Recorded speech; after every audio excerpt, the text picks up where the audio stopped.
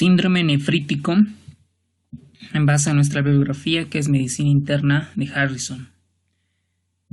Bueno, el libro de Harrison, nuestra bibliografía lo toma como glomerulopatías, porque ya que la afección se encuentra en el glomérulo, que puede manifestarse tanto como síndrome nefrítico o como síndrome nefrótico, dependiendo la afectación en la estructura de la nefrona. Pues recordemos que tenemos dos riñones, que el riñón derecho está un poco más abajo que el izquierdo por la presencia del hígado. Y si a este riñón le hacemos un corte, lo dividimos entre corteza y médula, y en la corteza vamos a encontrar todo lo que son los corpúsculos, que no son nada más que glomérulos, y todo lo que es la unidad estructural y funcional del riñón, que es la nefrona. Pues la nefrona está formada por esta arteria renal, se subdivide en varios vasos pequeños hasta conformarse en arteria aferente, hace su glomérulo y sale como arteriola eferente. Entonces el problema en el síndrome nefrítico y en el síndrome nefrótico, el problema se va a encontrar en este glomérulo. Porque es hereditario o es adquirido o es de causa infecciosa u otras entidades. Y si a este corpúsculo de Malpighi, este glomérulo, le hacemos un corte todavía más pequeño y lo vemos al microscopio, esto es lo que vamos a encontrar. La arteriola aferente, la que está ingresando, hace su ovillo, todo su glomérulo y sale. Pero ¿qué es importante de esto? Que esta arteriola aferente presentan fenestraciones o poros, es decir, están perforadas. Y estos glomérulos además están revestidas con unas células llamadas los podocitos. Estos podocitos tienen prolongaciones tanto primarias como secundarias que van a tapar, que van a envolver al endotelio. ¿Ok? Entonces, tanto este endotelio va a tener, aparte de tener poros, también va a estar cubierta por las prolongaciones, por los pedicelos de estos podocitos. Y en su interior, como células de sostén, entre las células endoteliales, entre los vasos capilares, están el mesangio. Y esto se denominan las células mesangiales. Esto es importante porque hay afecciones en el glomérulo que van a afectar tanto el endotelio, la membrana basal, el podocito, el mesangio.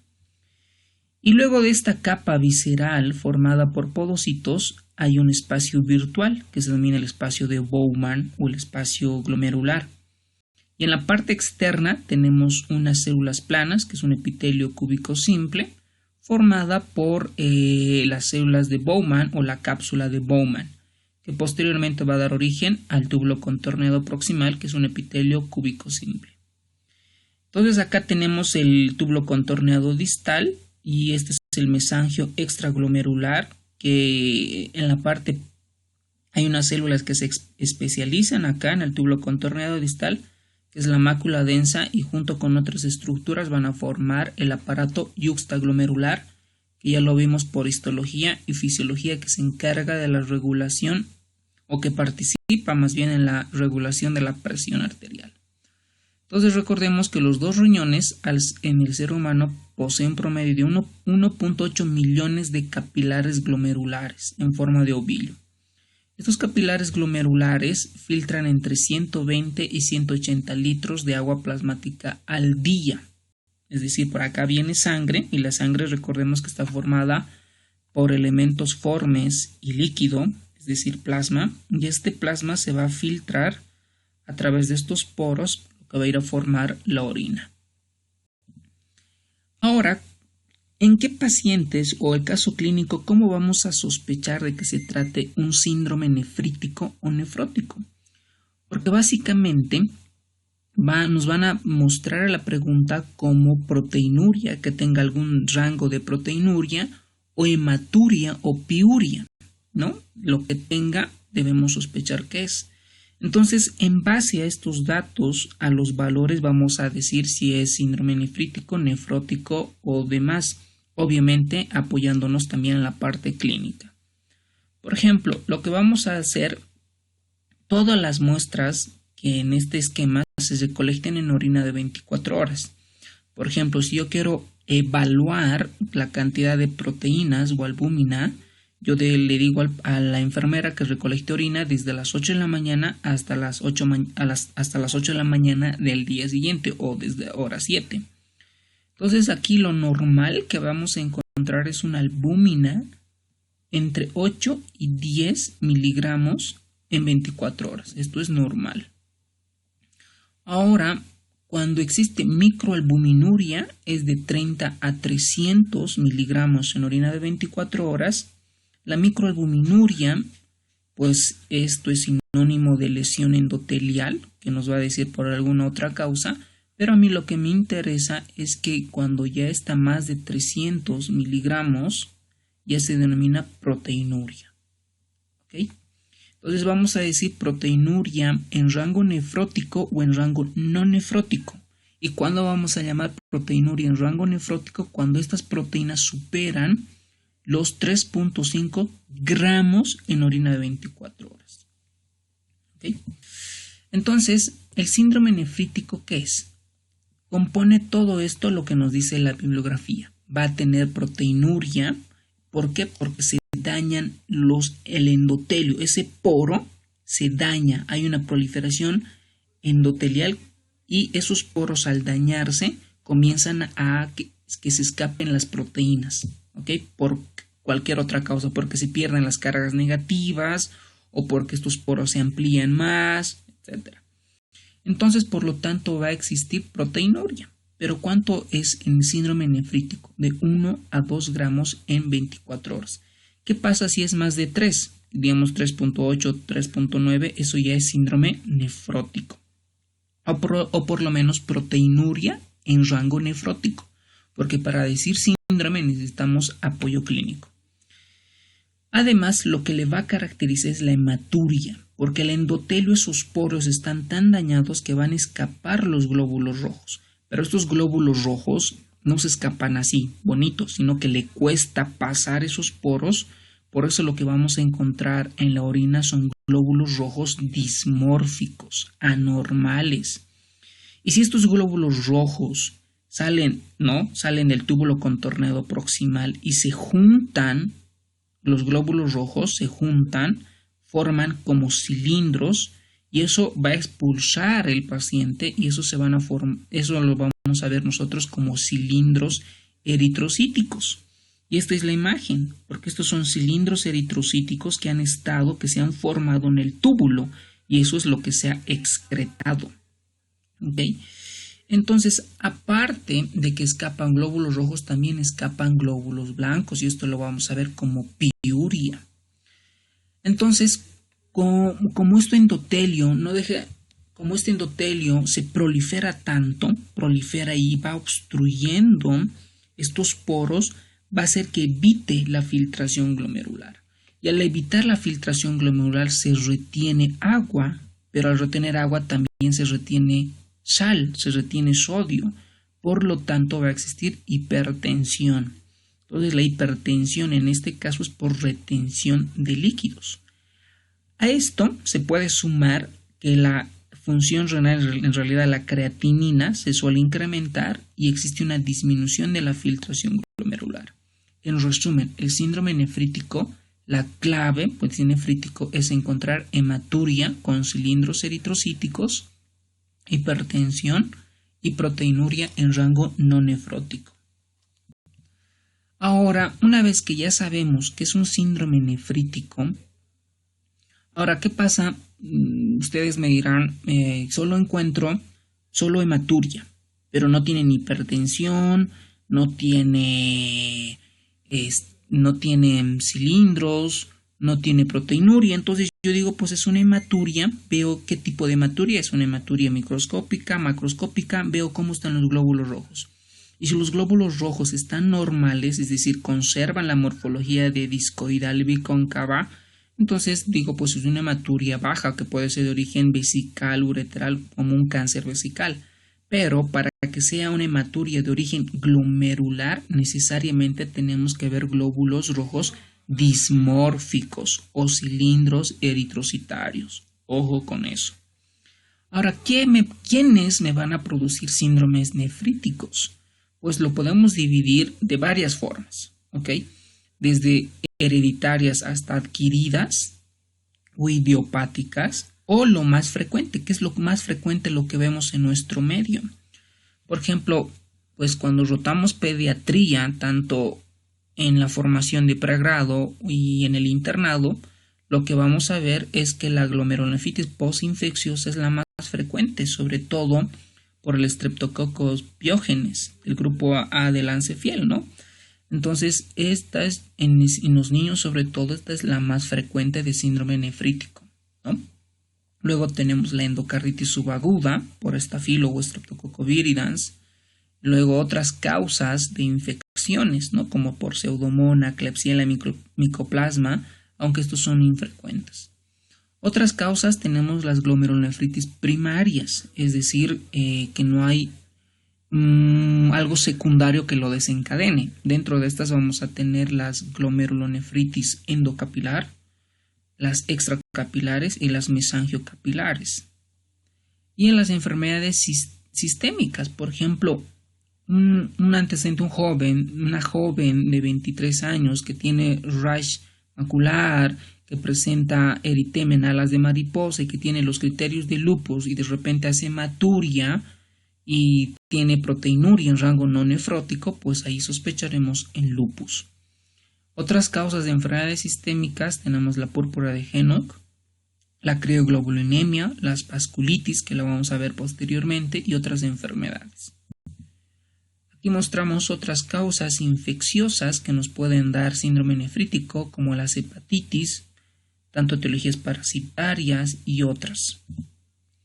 Ahora, dentro del cuadro histopatológico, la mayoría, es decir, por ejemplo, si tengo una glomerulonefritis postestreptocócica que tiene un síndrome nefrítico y que tengo un examen complementario como la antiestreptolicina, no necesito una biopsia, pero hay indicaciones para hacer una biopsia renal para definir el diagnóstico, el tratamiento y el pronóstico del caso clínico.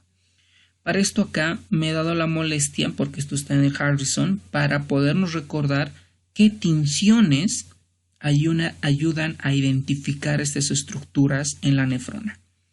Por ejemplo, la hematoxilina eosina es la tinción universal que todos los hemos visto en histología. Lo que ayuda a valorar es la celularidad y la estructura del glomérulo. El ácido periódico de Schiff es un color medio café. Nos va a ayudar a identificar los carbohidratos en las membranas del ovillo glomerular y los túbulos. La metamina argéntica de Jones nos ayuda a ver sobre todo la estructura de la membrana basal. El rojo Congo, los depósitos de amiloide. Por ejemplo, estos nos pueden presentar como un caso clínico. Paciente que viene con síndrome nefrítico o proteinuria en rango no nefrótico y que tiene artritis reumatoidea y que tiene 70 años, etc. Se le realiza una biopsia. ¿Qué tinción usaría para sospechar por nefropatía por amiloide, por ejemplo? ¿No? Entonces ahí habrá varias opciones y la respuesta correcta para identificar amiloide es el rojo Congo. Luego tenemos otros colorantes como el tricrómico de Mason, que ayuda a identificar depósitos de colágena y a valorar el grado de glomerulosclerosis y fibrosis intersticial. Bueno, vamos a comenzar con lo más frecuente, la glomerulonefritis postestreptocócica, que nos va a dar un síndrome nefrítico. Esta nos va a dar en el cuadro característico una glomerulonefritis proliferativa endocapilar aguda. Miren acá cómo el endotelio está proliferando, casi obstruye los poros y las fenestras. Esto es característico en los niños de 12 a 14 años. Pero acá va a las posibles preguntas. Esta glomerulopatía pues está dada por el estreptococo de beta hemolítico del grupo A del Lancefiel. Pero este estreptococo puede infectar piel y puede infectar faringe, ¿no es cierto? Como impétigo y faringitis. De este estreptococo beta hemolítico del grupo A del Lancefiel, el tipo M son las cepas nefritógenas, es decir, el tipo M tiene preferencia por el riñón. Por ejemplo, en el impétigo se identifican tipos M 47, 49, 55, 2, 60 y 57. Y en la faringitis el tipo M 1, 2, 4, 3, 25, 49 y 12. Ojo, esto es posible pregunta de examen. Pero además de eso, esta glomerulonefritis, por ejemplo, cuando se da una glomerulonefritis, esta complicación por un impétigo, se manifiesta de 2 a 6 semanas. Mientras que una faringitis es de 1 a 3. Es decir, la faringitis tiene un tiempo corto para que vaya a afectar el glomérulo. Ahora, la presentación clínica de esta glomerulonefritis postestreptocócica que puede presentarse desde una hematuria microscópica sintomática, es decir, que el niño tenga diuresis y no tenga hematuria, que él no lo ve porque es una hematuria microscópica, hasta se puede presentar con un síndrome nefrítico clásico, ¿no? Que tiene una orina como Coca-Cola, me decían mis profesores, una proteinuria que puede alcanzar rango nefrótico, edema, ¿ok? Por filtración, por hiperfiltración, hipertensión y lesión renal aguda. Algo que debemos tener en cuenta. Ninguna de estas enfermedades, por ejemplo, la glomerulonephritis postestreptocócica o por endocarditis subaguda, por lupus, por crioglobulinemia, nos van a dar solo nefríticos o solo nefróticos. Hay muchas de estas enfermedades que se manifiestan de las dos formas, pero algo predomina. Por eso en el libro de Harrison vamos a ver una tabla que no la clasifica como síndromes nefríticos y nefróticos, sino la clasifica y lo ve cuál tiene mayor predominio en cuanto a los síndromes, que lo vamos a ver ahorita en las tablas siguientes. Entonces, la patogénesis es por mimetismo molecular, porque recordemos nosotros que es mediada por antígeno y anticuerpo. Por ejemplo, tenemos la pared del estreptococo y tenemos acá un anticuerpo. Nosotros normalmente producimos anticuerpos contra ciertas estructuras del estreptococo, pero cuando este anticuerpo va a ir a atacar, se confunde porque podemos tener en el endocardio fiebre reumática o en el riñón, hay glomerulonefritis, este anticuerpo va a comenzar a dañar al riñón. Entonces esto se denomina el mimetismo molecular. ¿Y qué antígenos se han encontrado con respecto a este? Se han encontrado estos antígenos, el receptor de plasmina asociado a nefritis, el famoso NAPLR, posible pregunta de examen, y la exotoxina piógena estreptocócica B. Estos dos son antígenos que tienen tanto el riñón como el estreptococo, que por mimetismo molecular este anticuerpo va a comenzar a dañar el glomérulo. ¿Ok? Ahora, ¿cómo es con los complementos? Esto es importante, ojo con esto. Cuando un paciente viene con síndrome nefríticos o nefróticos, en el algoritmo de manejo vamos a solicitar complementos. A diferentes tipos de glomerulopatías van a tener complemento normal o complemento disminuido. Por ejemplo, esta. El complemento C3 y CH50 están significativamente deprimidos, ¿ok? Mientras que la C4 es normal. Ojo con esto, posible pregunta de examen. Nos pueden preguntar de 1000 maneras, pero esto es importante. El diagnóstico es clínico, es decir, tú tienes un síndrome nefrítico y corroboras de que tuvo una infección estreptocócica porque le pides antiestreptolicina o le haces un cultivo y te sale estreptococo y haces el diagnóstico. Pero también nos podemos ayudar con unas pruebas que son las pruebas de estreptocina, ¿no? Tenemos la antiestreptolicina, la antihialuronidasa, la antiestreptoquinasa, el antinicotinamina de dinucleótido y el anticuerpo anti-DNasa B. Cualquiera de estos nos va a ayudar a hacer el diagnóstico de que existió un estreptococo. ¿Y cómo manejamos el tratamiento? Pues si me ocasionó la bacteria, pues el tratamiento voy contra la bacteria. ¿Y qué hago con el riñón? Entonces, con el riñón lo que voy a hacer es un soporte, nada más voy a cuidarle el riñón. ¿Qué es lo que pasa? El riñón evita que se filtre líquido, se retiene líquido, entonces lo que yo voy a dar es un diurético para que se elimine el líquido. Voy a dar diurético.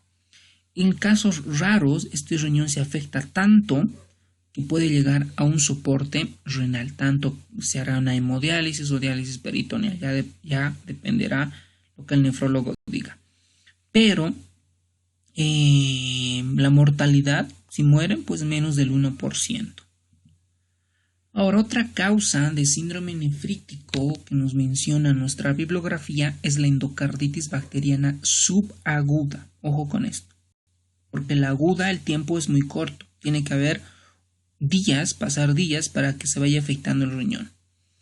Estos pacientes pues pueden tener hemorragias subcapsulares en la imagen que se denomina picadura de pulgas, esto en el riñón, y si hacemos una biopsia renal se observa una proliferación de necrosis focal y abundantes depósitos inmunitarios en mesangio, también en plano subendotelial y subepitelial, donde vamos a encontrar allí inmunoglobulinas y fracciones de complemento de C3.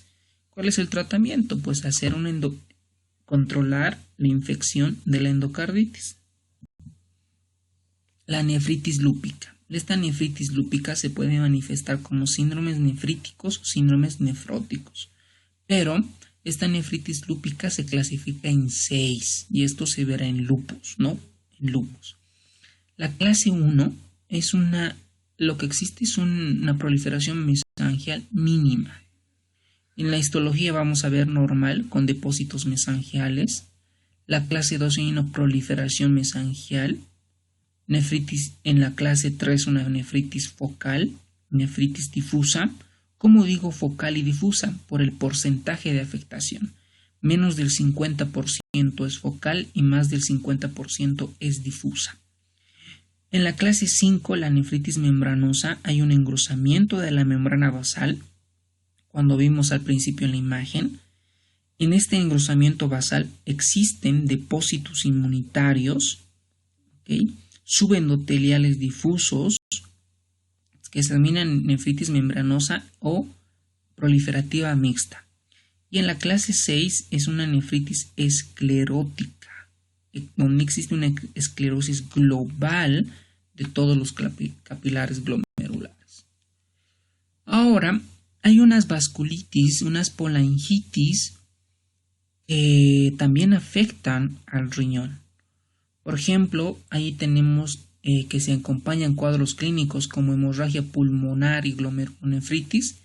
Por ejemplo, ahí tenemos el síndrome de Wood-Pasteur, una enfermedad autoinmunitaria el cual se afecta el colágeno tipo 4, específicamente la estructura cuaternaria del domino alfa 3 y NC1. ¿Okay?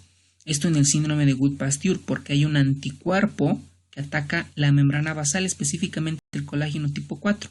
Este colágeno tipo 4 se encuentra en el riñón y se encuentra en el pulmón porque va a atacar a ambos órganos y se denomina síndrome riñón-pulmón. ¿Y cuál es el tratamiento? Pues estos anticuerpos eliminarlos. ¿Y cómo se los va a eliminar? Con plasmaféresis, es decir, recambio plasmático. Otra causa de síndrome nefrítico es la nefropatía por IgA. Fue descrito por Berger, o también se denomina nefropatía Berger, que es una IgA. Tiene mucha relación o mucha semejanza en realidad con la púrpura de Henoch. El diagnóstico se hace por inmunofluorescencia, porque ahí vamos a encontrar depósitos de IgA. ¿Y cómo va a venir el paciente? Va a venir con hematuria macroscópica que se relaciona con infección respiratoria alta. Por ejemplo, puede tener una secreción, una faringitis o una neumonía o una laringotraqueitis y de repente se acompaña de hematuria macroscópica, ¿no? O que puede tener proteinuria. Y si hacemos una biopsia podemos encontrar nefropatía por IgA. ¿Cuál es el tratamiento? Pues IECAS, controlar las presiones intraglomerular, Se habla mucho de corticoterapia y aceite de pescado, sobre todo por los ácidos grasos, pero necesitan muchos estudios para soportar este conocimiento. Ahora, estas vasculitis, por ejemplo, asociados a ANCA, anticuerpos anticitoplasma del neutrófilo, vamos a tener 3 enfermedades. Recordemos, esto lo vamos a ver en vasculitis. Tenemos el nombre correcto es polangitis, ojo con esto. Hay granulomatosis con polangitis, una. Hay otra granulomatosis con polangitis eosinofílica, 2. Y la polangitis microscópica, 3. Esas son las vasculitis asociadas a ANCAS, ¿ok? Que lo vamos a ver a profundidad en el tema de vasculitis. Entonces, el primero, por ejemplo, eso es lo que mencionamos, la granulomatosis con polangitis, o antes denominada la vasculitis de Wegener o de Wegener, ¿no? Luego la polangitis microscópica, y esta es la polangitis granulomatosa con eosinofilos o eosinofílica o síndrome de Churg-Strauss. Estas 3 afectan el riñón, ¿ok? Lo hacen como una glomerulonefritis pausinmunitaria, ¿ok? Sobre todo en la granulomatosis con polangitis vamos a encontrar una glomerulonefritis necrosante segmentaria sin depósitos inmunitarios. Ojo con esto, posible pregunta de examen, necrosante segmentaria. Y en la de Churg-Strauss o la vasculitis con granulomatosis eosinofílica, lo que vamos a encontrar es una glomerulonefritis necrosante segmentaria focal. Y el tratamiento es inmunosupresión. Ya lo haremos con bolos de metilprednisolona o con inmunosupresores o con inhibidores de calcineurina, o básicamente que si no responden hacemos plasmaferesis. Ahora, ¿cómo manejamos la glomerulonefritis membranoproliferativas? Estas glomerulonefritis hay de 3 tipos, que se manifiestan como síndromes nefríticos también. Su otro nombre es la glomerulonefritis mesangiocapilar o lobular. El 70% de estos presentan hipocomplementemia, por eso es importante solicitar complemento para guiarnos en qué tipo de glomerulopatía estamos. Esta glomerulonefritis membranoproliferativa se divide en 3. La más frecuente es la 1. ¿Por qué? Porque está asociada a endocarditis, a lupus, a hepatitis C o a crioglobulinemias, hepatitis B o a neoplasias. Mientras que el tipo 2 es idiopático o está asociado a un factor nefrítico C3 o lipodistrofia parcial, o el tipo 3 que es idiopático o por deficiencia del receptor de complemento. Entonces esto está difícil de ver qué tipo de glomerulonefritis. Para esto nos va a ayudar mucho la inmunofluorescencia, ¿okay? La inmunofluorescencia. Por esto, en la histopatología, esto es lo que vamos a ver. Por ejemplo, esto es una biopsia de un glomérulo donde vamos a encontrar el engrosamiento de la membrana basal, además que prolifera, miren cómo prolifera todo en lo que es en el mesangio. Y si ustedes ven, hay especie como una riel, ¿no? Como una riel de un tren. Y a esto se ha denominado los rieles de vagoneta. Si a nosotros nos preguntan, los rieles de vagoneta, ¿a quién corresponde? Nuestra respuesta será a una glomerulonefritis membranoproliferativa tipo 1. ¿Okay? Luego, en los depósitos densos de la tipo D vamos a encontrar pues enfermedad también denominada por enfermedad por depósitos densos, tipo 2. Ahora, estas glomerulonefritis membranoproliferativas, ¿en quiénes vamos a encontrar? En una nefropatía por IgA, por infección por Plasmodium falciparum, en la posinfecciosa en la fase de resolución y en la nefritis lúpica clase 2. Pregunta de examen. Y cuando no encontremos alguna causa, pues lo vamos a denominar como una glomerulonefritis mesangioproliferativa primaria. Ahora, por ejemplo, si un paciente viene con hematuria, proteinuria en rango no nefrótico, hipertensión, edema, pues decimos que es un síndrome nefrítico y descartamos que tenga o que no tenga en realidad una infección estreptocócica, y pues vamos solicitando complementos y llegamos a la biopsia. Para esto es importante repasar las indicaciones de biopsia renal en síndromes nefríticos. ¿Okay? Hay indicaciones específicas dadas ya por las sociedades de nefrología. Ahora llegamos a la biopsia y lo que vamos a hacer a esto es hacer una inmunofluorescencia. Y esto es importante y posible pregunta de examen. Por ejemplo, si esta inmunofluorescencia da positiva para inmunoglobulina como complemento, el mecanismo es mediada por complejos inmunitarios. ¿Y qué causas nos van a dar para esta glomerulonefritis? Causas infecciosas, autoinmunitarias y gamapatías monoclonales. Esto es importante para que nosotros como clínicos nos guíe de qué se trata. ¿Ok?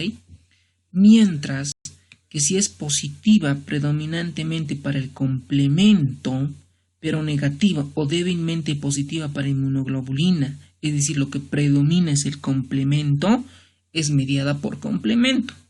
Pero aquí ya nos vamos a guiar más a esto porque existe defecto congénito o adquirido de la cascada alternativa del complemento.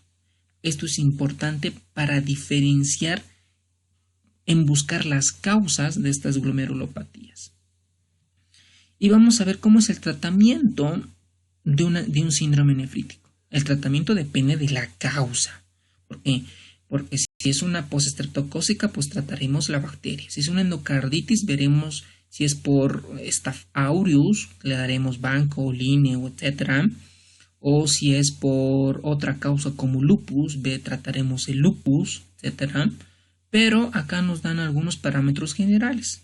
Por ejemplo, para pacientes que presentan proteinuria no nefrótica, es decir, menos de 3.5 gramos día, sin hipoalbuminemia y sin edema, y que tenga una creatinina normal y una presión arterial normal, se recomienda una terapia conservadora con inhibición de la angiotensina sola. Tiene un nivel de recomendación y nivel de evidencia grado 1B. Para los pacientes con síndromes nefróticos, ¿por qué acá lo pongo síndrome nefrótico? Porque cualquiera de estas enfermedades va a manifestarse como síndrome nefrítico o nefrótico. Pero cuando ya está como síndrome nefrótico, se sugiere dar prednisona, además de terapia de inhibición de angiotensina, con nivel de recomendación e evidencia grado 2C. Y también se sugiere inhibidores de la calcineurina, es decir, inmunosupresores, para pacientes que no responden a los corticoides. Ahora, para pacientes que presenten una creatinina sérica elevada, es decir, con o sin síndrome nefrótico o hipertensión o sin semilunas en la patología, se sugiere iniciar corticoide. Para pacientes que progresan rápidamente la lesión renal, la falla renal o con o sin medialunas, es corticoide y inmunosupresor como la ciclofosfamida. ¿Ok? Eso es con relación al síndrome nefrótico. La clave es saber qué compone el síndrome nefrítico y las causas. ¿Ok? Y estas son las tablas que les decía. Por ejemplo, cómo se manifiesta cada enfermedad. Por ejemplo, lo que habíamos mencionado, que es que la glomerulonefritis postestreptocócica es síndrome nefrítico, pero no es exclusivo. También hace proteinuria en rango no nefrótico. Y el daño vascular es casi leve porque se va recuperando poco a poco. Pero comparemos, por ejemplo, con una polangitis, una granulomatosis con polangitis, un Wegener. Lo que me va a dar es una hematuria importante. ¿Okay? También hay proteinuria, pero el daño vascular es muy importante. ¿Okay? Y así podemos ir indagando cada enfermedad. Por ejemplo, en los síndromes pulmonares renales, esto lo que nos va a dar es más síndromes nefríticos. ¿Okay? Por ejemplo, una crioglobulinemia mixta, hay daño vascular y predomina la parte de la hematuria. En síndromes nefróticos, recordemos que lo que va a existir acá es mayor eliminación de proteínas, más de 3.5 gramos al día, y las causas son estas, de cambios mínimo, segmentaria focal, membranosa, que lo vamos a ver en la videoclase de síndrome nefrótico. Los síndromes de membrana basal.